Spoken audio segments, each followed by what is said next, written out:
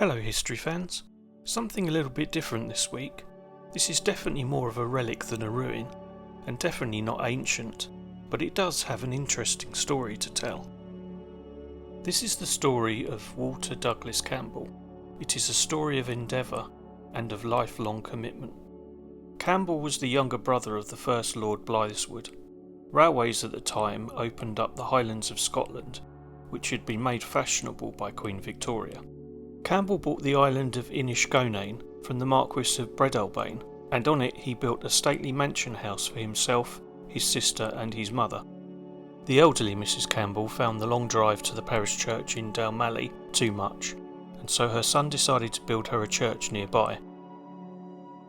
The church he built, St Conan's Kirk, is located on the northern banks of Lochawe, a few miles west of Dalmally in Argyll.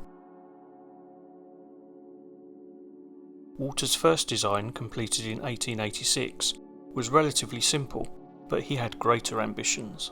He set to work again in 1907 and devoted the rest of his life to this ambition until he died in 1914.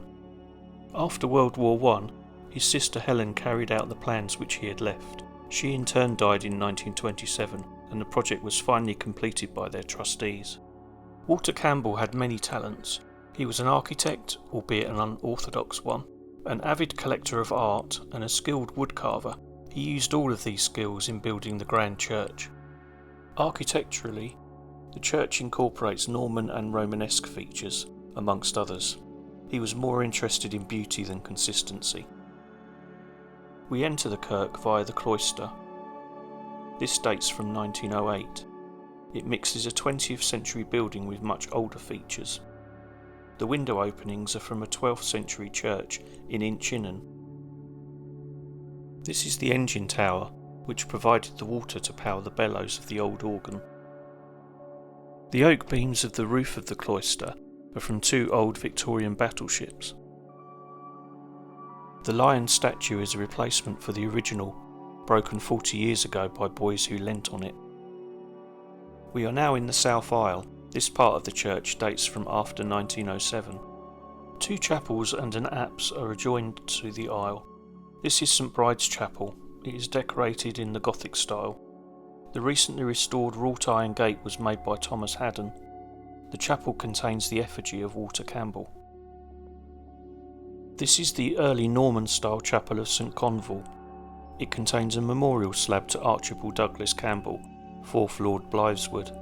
He continued with the work on the kirk after his Aunt Helen's death in 1927.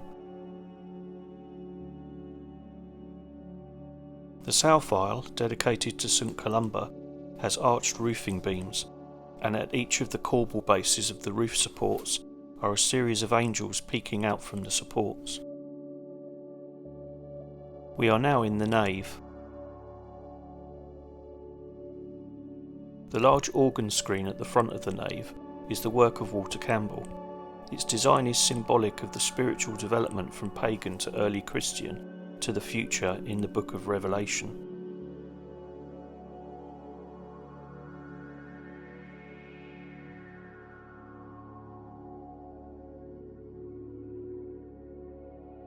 The stunning rose window above it is the work of Walter's sister Helen. The choir stalls were carved from Spanish chestnut. It is thought the upper rows were carved by Walter. They show the coats of arms of all of the old chiefs of the area. This wood and granite font is dedicated to Helen's niece, who died from Spanish flu.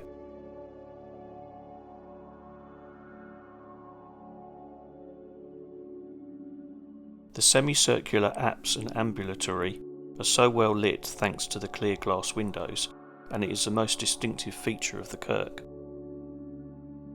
The Bruce Chapel is a memorial to King Robert Bruce, and in particular his victory at the Pass of Brander in 1308.